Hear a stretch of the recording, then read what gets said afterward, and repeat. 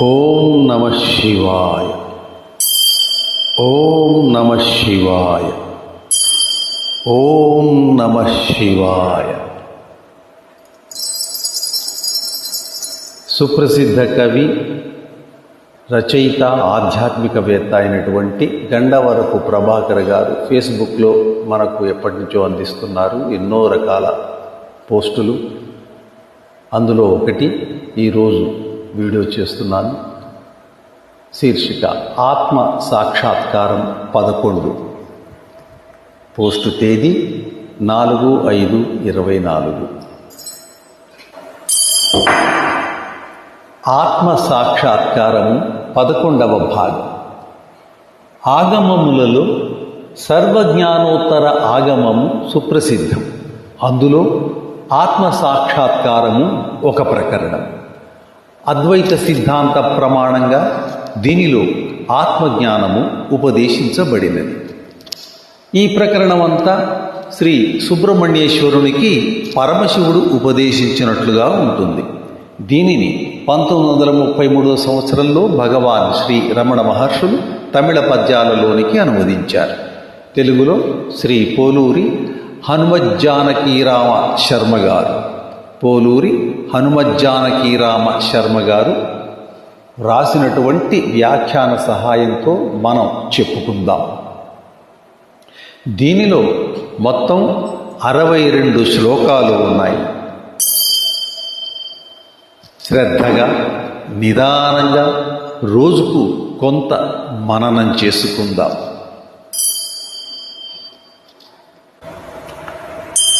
శివ ఉవాచ. ఈశ్వరుడు కుమారస్వామితో చెబుతున్నాడు. శ్లోకము 23.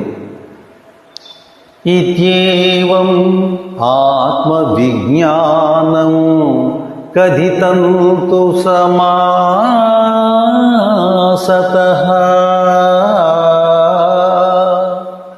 జ్ఞాత్వైవ ఆత్మమయం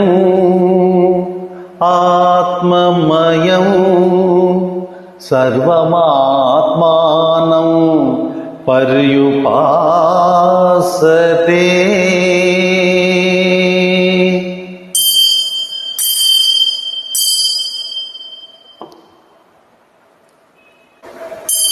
ఇప్పుడు తరువాతి శ్లోకము 24.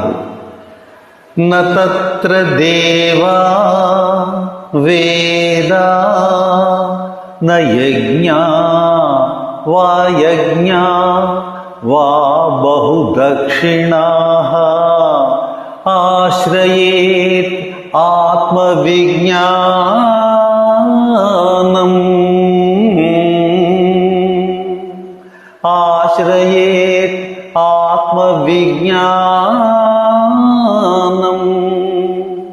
విమలం సర్వతోముఖం.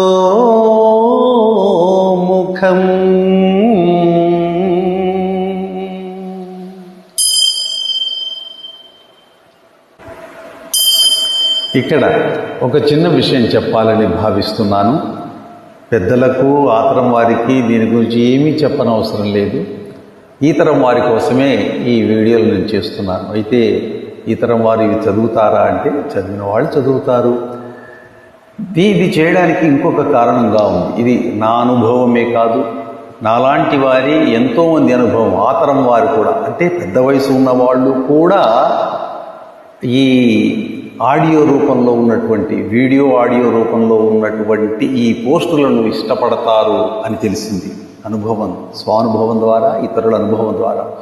ఎలా అంటే ఇప్పుడు మనం మొబైల్ యుగంలో ఉన్నాము. అనేక పోస్టులు తెల్లారి లేస్తే అందరూ చదువుతున్నాము. దానితో కళ్ళకి బాగా శ్రమ కలుగుతోంది, స్ట్రెయిన్ అవుతుంది. Let me put some English words also because this is a general talk.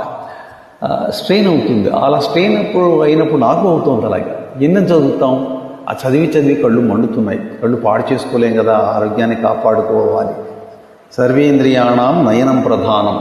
మరి అందుకని నేనేం చేస్తానంటే టెక్స్ట్ పోస్ట్లు ఎలాగూ నేను వీడియోలు చేసే చదువుతాను, 1కి 4 సార్లు చదువుతాను, అర్థం చేసుకుంటాను, పెడతాను. కానీ చదువుకోలేని వాళ్ళు చాలామందే ఉంటారు, చదవలేని వాళ్ళు, ముఖ్యంగా వయసు పైబడ్డ వాళ్ళు చదవలేం కదా, చదవలేరు కదా, సహజం. అలాంటి వాళ్ళు చక్కగా వింటే చదివినట్లేగా, మళ్ళీ ఎక్కడ కావాలంటే అక్కడ రీవైండ్ చేసుకుని ఫాస్ట్ ఫార్వర్డ్ చేసుకుంటూ రీవైండ్ చేసుకుంటూ వినొచ్చు చక్కగా. నేనైతే అలాగే వింటానండి. గరికపాటి నరసింహారావు గారివి కావచ్చు, ఎవరివైనా కావచ్చు, వీడియోలు ఆడియోలు వింటాను. హాయిగా పడుకుని, మనకు కళ్ళకి స్ట్రెయిన్ లేకుండా పడుకున్నప్పుడు అలా వింటూ ఉంటే చాలా బాగా అనిపిస్తుంది.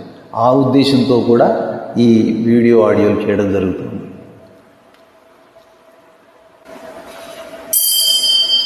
ఇప్పుడు ఈ 2 శ్లోకాల భావము అదే క్రమంలో శివుడు చెబుతున్నాడు సుబ్రహ్మణ్యుడికి, సుబ్రహ్మణ్య, ఈ విధంగా ఆత్మజ్ఞానము నీకు సంగ్రహంగా చెప్పబడినది.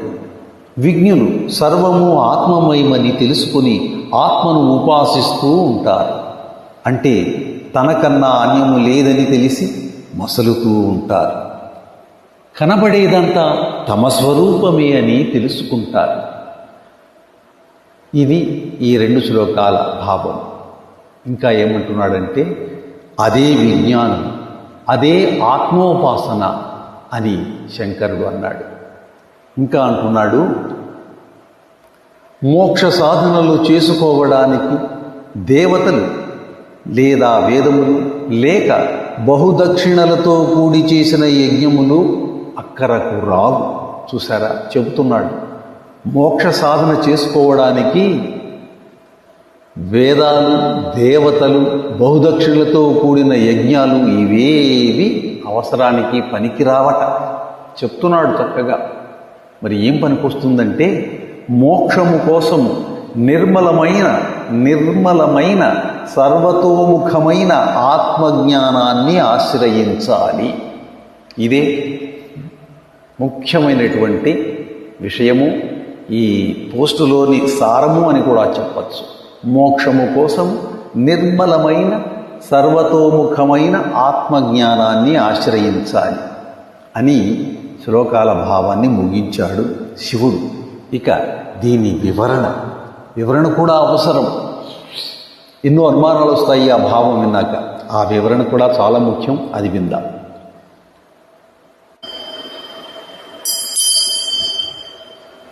ఆ వివరణ వచ్చే వీడియోలో విందాం. ఎందుకంటే ఈ వీడియోకి ఎప్పుడే 7 నిమిషాల